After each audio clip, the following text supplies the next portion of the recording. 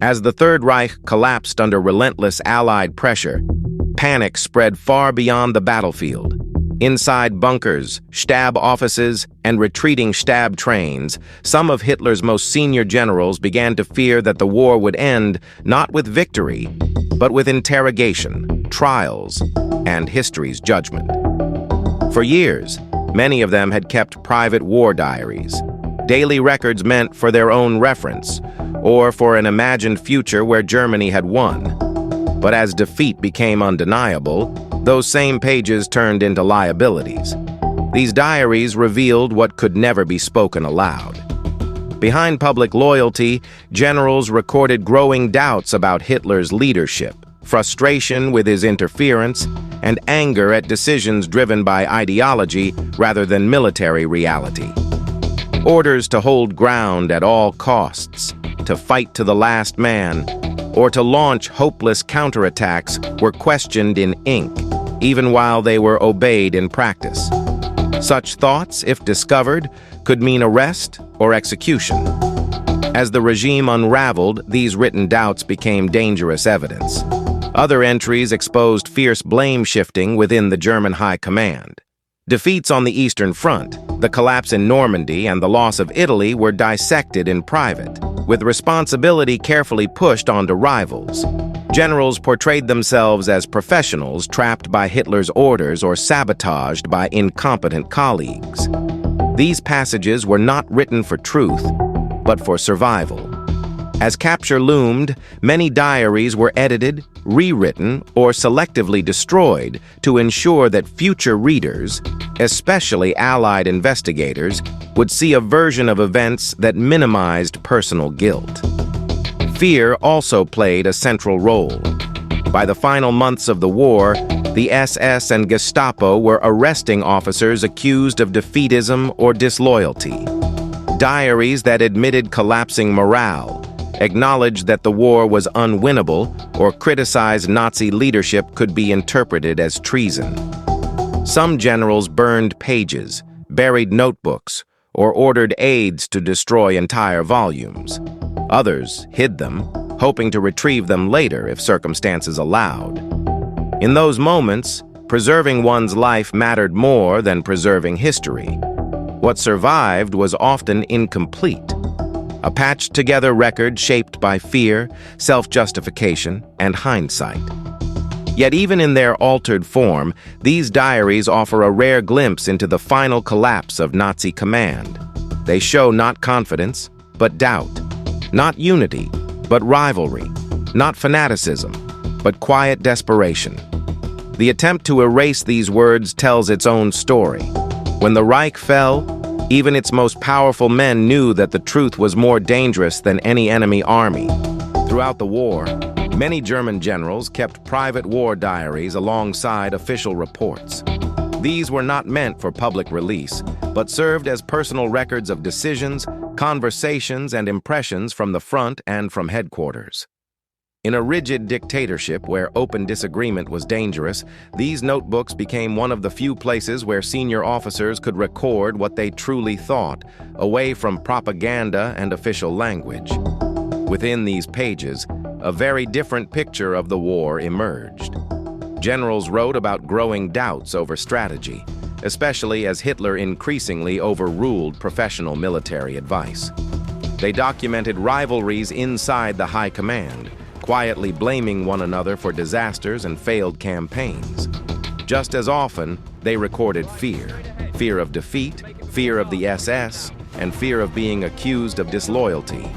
As the fronts collapsed, some even admitted that the war could no longer be won, a thought that could never be spoken aloud. When Allied capture became likely, these private records turned from personal reflections into dangerous evidence. Officers understood that such writings could be used against them in interrogations or war crimes trials, or expose them as critics of the regime. Pages were torn out, entries rewritten, and entire diaries burned or hidden. What survived was often carefully shaped to protect reputations and shift blame elsewhere. This is the heart of the story. Behind the uniforms and salutes were men who knew the truth long before the war ended, Their diaries reveal not confidence or certainty, but doubt, self-preservation, and quiet panic. And the fact that so much was destroyed raises a powerful question. What truths were considered so dangerous that even Germany's top generals didn't want the world to read them? Franz Halder, as chief of the German General Staff, kept one of the most detailed and revealing war diaries of the Second World War. In the early years of the conflict, his entries reflect confidence and professional pride. He believed in the effectiveness of the German army and recorded the rapid victories in Poland and France as proof that Germany's military planning and operational skill would bring final success. As the war expanded and dragged on, especially after the invasion of the Soviet Union, Halder's tone began to change. Confidence gave way to frustration and, at times, outright disbelief. His diary increasingly documented clashes with Hitler, whom he saw as impulsive and detached from battlefield realities. Halder wrote that Hitler ignored logistical limits, underestimated the enemy, and dismissed the advice of experienced officers, replacing sound military judgment with ideological obsession. Again and again, Halder noted that Hitler's decisions were driven by political dogma rather than strategy. Orders to hold ground at all costs, refusal to authorize tactical withdrawals, and fantasy expectations of victory despite clear evidence to the contrary. These criticisms were never voiced openly, but they were carefully recorded in private, creating a written record that directly challenged Hitler's authority and competence as supreme commander. By the later stages of the war, Halder understood how dangerous such thoughts were. As defeat loomed and loyalty was enforced through fear, the most critical pages of his diary were quietly hidden or removed. Those entries, which revealed deep internal opposition to Hitler's leadership, were never meant to fall into enemy hands. What remains today is only part of the story, enough to expose doubt at the heart of the German command, but also enough to show how much Halder believed had to be erased to survive. Heinz Guderian, celebrated as the architect of Blitzkrieg, also kept a detailed personal record of the war, especially as events on the Eastern Front began to turn against Germany. In his diary, he described the mounting disasters faced by German forces, overextended supply lines, overwhelming Soviet manpower, and the steady collapse of once confident offensives. The rapid, decisive victories he had helped design were replaced by grinding retreats and catastrophic losses, which he recorded with growing urgency. Yet these entries reveal a careful pattern of self-preservation. While Guderian acknowledged failure, he consistently shifted responsibility away from himself. Strategic mistakes and operational disasters were blamed on Hitler's interference or on rival generals who, he claimed, lacked vision or competence. His own role was framed as that of a professional soldier whose sound advice was repeatedly ignored, a narrative that distanced him from the consequences of defeat. As the war ended and the prospect of Allied interrogation became real, Guderian's diaries took on a new purpose. In post-war revisions, the harshest criticisms of the German High Command were softened or removed, and certain passages were rewritten to present a cleaner, more defensible version of events. What had once been a private record became a shield, carefully reshaped to protect reputation and legacy.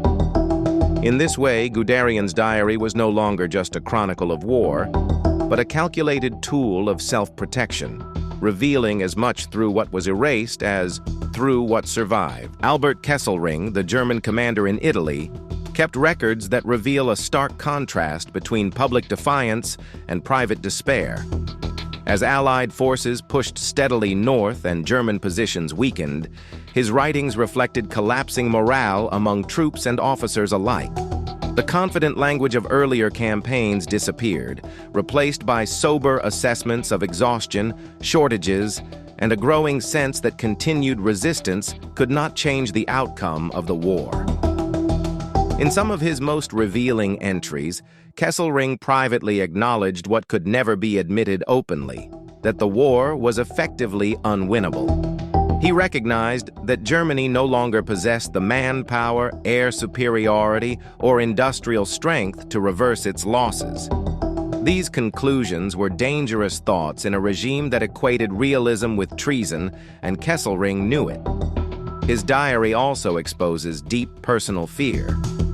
As the Nazi system tightened its grip during the final stages of the war, Kesselring recorded anxiety over being accused of defeatism, and the very real threat of arrest or execution by the SS officers who expressed doubt, even privately, were increasingly at risk. As defeat became inevitable and capture by the Allies seemed likely, such entries became liabilities. These pages were never meant to survive. They were intended to vanish before falling into enemy hands, taking with them the clearest admissions of fear, doubt, and the quiet recognition that the war was lost. Taken together, these diaries hold a significance that goes far beyond daily military record-keeping. They strip away the carefully constructed image of absolute loyalty and unity that the Nazi regime projected to the world. Behind the salutes, uniforms, and public declarations of faith in Hitler, senior commanders were filled with doubt. They questioned decisions, feared the consequences of speaking honestly, and privately recognized realities that contradicted official propaganda. The diaries also expose intense infighting at the highest levels of command. As Germany's military situation deteriorated, generals turned on one another in private, shifting blame and protecting their own reputations. Strategic failures were dissected not with collective responsibility, but with rivalry and self-justification. These writings reveal a leadership fractured by ego, fear, and mistrust, even as it demanded total obedience from those below. Most powerfully, the diaries capture the atmosphere of fear inside a collapsing dictatorship. Generals who commanded armies were themselves afraid of the SS, of accusations of defeatism, and of what would happen when the war ended. The effort to hide, edit, or destroy these pages speaks volumes. It shows that the truth was dangerous, and that even those closest to power understood how incriminating their private thoughts could be. In the end, what survives offers a rare, unfiltered glimpse into the final breakdown of Nazi Germany. These diaries weren't just records of war. They were confessions, never meant to survive.